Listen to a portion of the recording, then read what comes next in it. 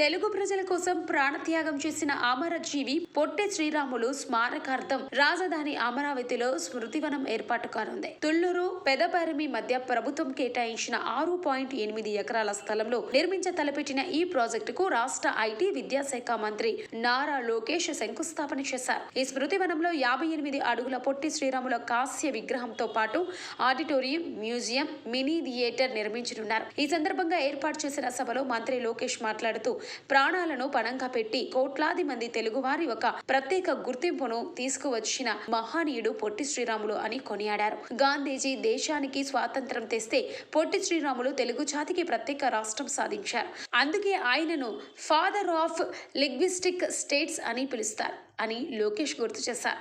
భాష ప్రయుక్త రాష్ట్రం కోసం ఆయన 58 రోజుల పాటు ఆమరణ నిరాహార దీక్ష చేసినందుకు గుర్తుగా 58 అడుగుల విగ్రహాన్ని ఏర్పాటు చేశామని వివరించారు.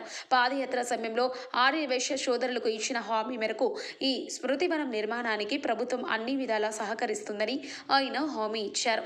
ఈ కార్యక్రమంలో పరిశ్రమల శాఖ మంత్రి ఐటీ భరత్ మాట్లాడుతూ ఈ బృహత్ కార్యానికి తమ టీజీవీ గ్రూప్ తరఫున తొలి విరాళంగా కోటి అందిస్తున్నట్లు ప్రకటించారు. పురపాలిక శాఖ మంత్రి పి నారాయణ మాట్లాడుతూ స్మృతివనం నిర్మాణానికి సిఆర్డీఏ తరపున పూర్తి సహకారం ఉంటుందని తెలిపారు.